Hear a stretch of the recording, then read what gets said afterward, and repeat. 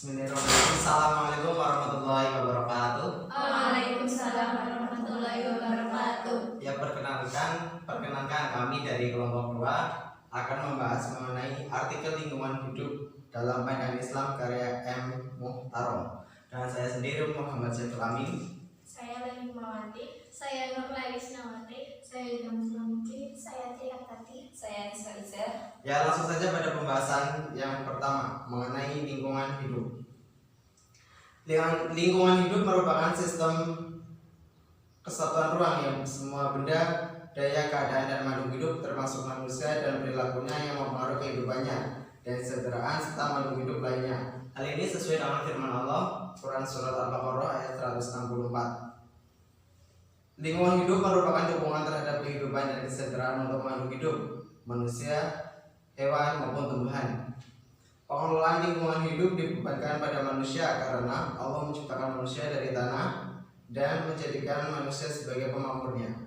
Manusia ditugaskan untuk memakmurkan bumi ini yang mencakup segala bidang, menegakkan masyarakat insan yang sehat dan membina peradaban insan yang menyeluruh, mencakup semua segi kehidupan sehingga terwujud keadilan hukum ilahi di bumi tanpa ada paksaan dan kekerasan. Pembahasan selanjutnya mengenai proses kejadian alam. Proses kejadian alam seperti firman Allah dalam Quran Surat Al-A'raf ayat 54 yang artinya Tuhanmu adalah Allah yang menciptakan langit dan bumi dalam 6 hari. Lalu dia bersemayam di dalam arsy. Di dalam tafsir Al-Quran bahwa kata hari harus dipahami sebagai periode. Arti yang paling sering terpakai pada kata yaum adalah hari. Tetapi kita harus teliti karena yang dimaksudkan adalah terangnya waktu siang dan bukan waktu antara terbitnya matahari sampai terbenamnya matahari. Kata jamak dari ayam dapat diartikan beberapa hari atau waktu yang tidak terbatas.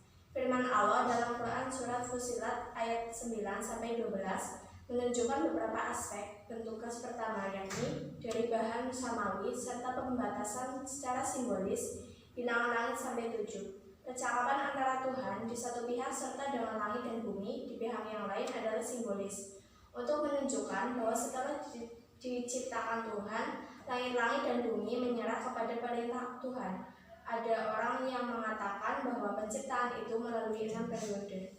Dengan menjumlahkan 2 periode yang merupakan penciptaan bumi dan 4 periode untuk pembagian makanan kepada penduduknya, kita akan mendapatkan 8 periode, dan hal ini merupakan kontradiksi dengan 6 periode.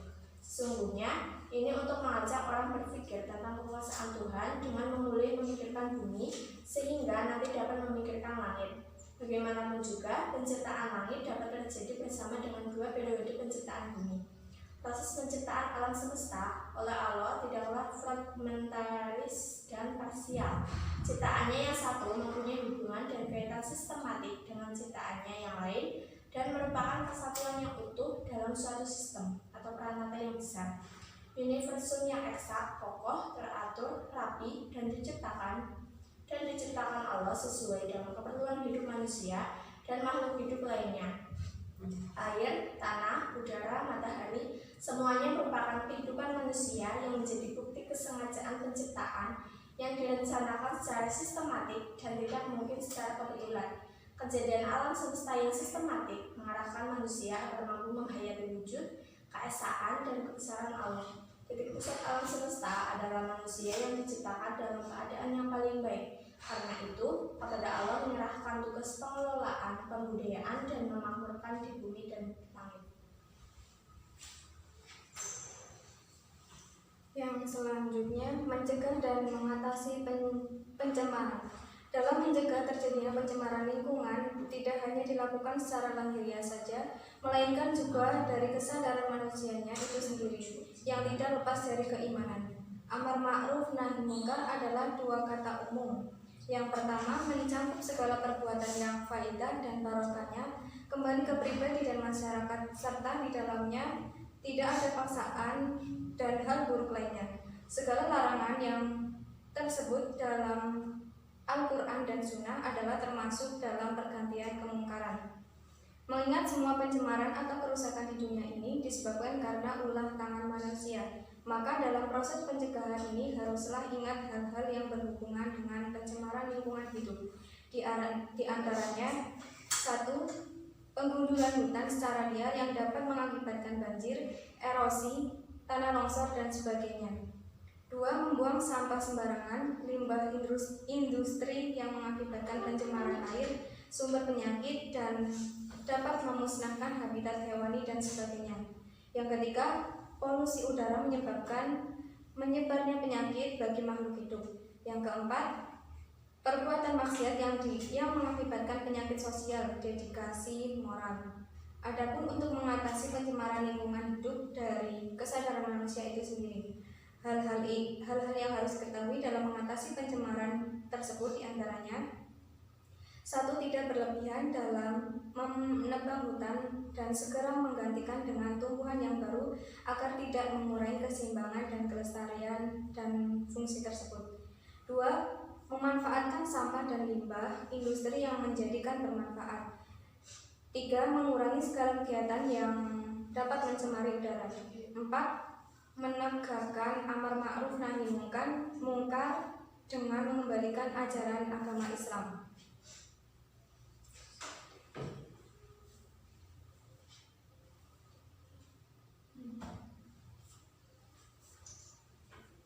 Yang selanjutnya, sumber daya manusia kunci keberhasilan. Sebagaimana diketahui bahwa manusia adalah sebagai khalifah Tuhan atau penggantinya yang diperintahkan untuk mengurus segala sesuatu yang ada di bumi ini. Padahal pada manusialah Tuhan memberikan kekuasaan penuh untuk memakmurkannya dan pula untuk membuat baik di permukaannya, bukan untuk membinasakan atau merusaknya. Maka sekiranya manusia itu berlaku baik, juga manakala manusia itu dengan kecakapan dan kecerdasan akal pikirannya dapat mengambil kebaikan-kebaikan serta hasil-hasil yang membawa kemanfaatan manusia itu sendiri. Di samping itu juga melalui jalan-jalan yang adil dan wajar dikala menjadi penghuni dunia ini. Pula agar gemar menyebarkan ilmu pengetahuan yang benar di kalangan seluruh lapisan penduduknya, bahkan tidak pula menyeleweng dari tuntunan yang telah digariskan oleh Allah SWT dalam alam semesta ini, dan diantaranya sumber daya hayati manusia sebagai faktor penentu kehidupan, sebagai khalifah Allah yang ditugaskan sebagai manajer sistem tunggal yang meliputi bumi dan yang tunduk dan taat kepada pengatur dan pencipta sistem, sebagaimana firman Allah Quran Surat Al-Isra ayat 70. Walaupun manusia ditetapkan Allah dalam posisi dan derajat yang lebih tinggi dari makhluk lainnya, begitu flora dan fauna juga makhluk hidup yang juga harus mendapatkan bagiannya dalam pengolahan ekologi dari alam ini oleh manusia. Dalam mengelola sumber daya alam, manusia haruslah memenuhi kategori sebagai berikut: 1. Memberi tempat wajar kepada makhluk lainnya dan juga terhadap sesama manusia di bumi. 2. Tidak berlebih-lebihan atau bersifat kerakusan. 3. Memelihara keseimbangan takaran yang telah ditentukan Allah. 4. Menggunakan akal atau yang menghasilkan ilmu untuk memanfaatkan, dan rasa atau yang mencerminkan keindahan seni yang bertujuan manusia kepada tauhid sebagai prinsip asas Islam. Yang kelima, bersyukur. Yang selanjutnya yaitu pelestarian yang telah dilakukan manusia. Sebagaimana diketahui bahwa pemanfaatan dan peningkatan kualitas lingkungan hidup adalah tugas yang dibebankan kepada manusia sebagai khalifah di muka bumi ini. Dalam konsep lingkungan hidup, keanekaragaman yang tinggi adalah ciri kemantapan sistem, yakni apabila dalam sistem itu terdapat sebagai jenis makhluk hidup sebanyak yang dimungkinkan, maka keadaan sistem itu mantap, karena semua komponennya mengisi struktur yang ada dan fungsi masing-masing dengan sebaik-baiknya. Kehidupan ini adalah sekumpulan perubahan-perubahan yang terjadi di antara komponen makhluk hidup dan benda mati. Daya dukung lingkungan adalah kemampuan lingkungan untuk mendukung kehidupan sejumlah manusia dan mencukupi kebutuhan pokok dan dalam keadaan sejahtera. Ketahanan lingkungan yakni kekuatan yang mengatur agar suatu pertumbuhan hendaknya tidak melampaui batas atas daya dukung lingkungan.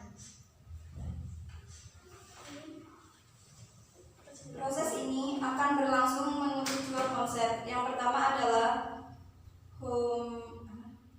homeostatis, yaitu bahwa sistem dalam kehidupan ini ada kecenderungan untuk melawan perubahan atau setidaknya ada usaha untuk berada dalam satu keadaan yang seimbang. Konsep kedua adalah resilience atau kelentingan, di mana suatu sistem akan memberikan tanggapan atas suatu gangguan, baik yang disengaja maupun tidak sesuai dengan keadaan kelintingan yang demikian. Adapun pelestarian dalam pembangunan kehidupan yang telah dilaksanakan manusia diantaranya: 1. Mengajarkan ilmu pengetahuan, baik pendidikan formal maupun non-formal. 2. Mengalirkan sungai untuk kemaslahatan kehidupan masyarakat.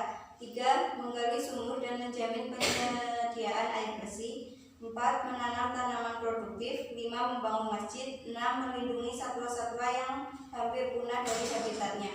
Kemudian kesimpulan akan disampaikan oleh Mas Amin.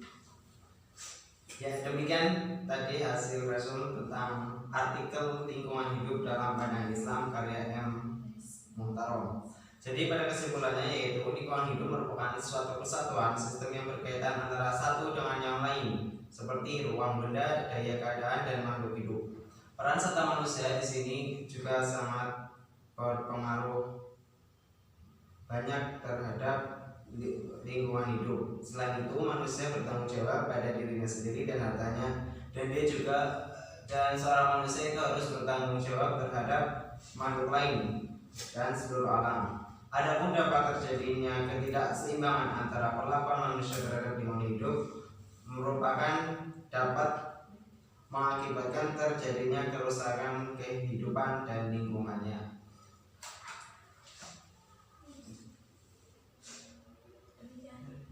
Ya, demikian presentasi dari kelompok 2. Semoga apa yang kami presentasikan dapat bermanfaat bagi kita semua. Ya, kurang lebihnya mohon maaf. Assalamualaikum.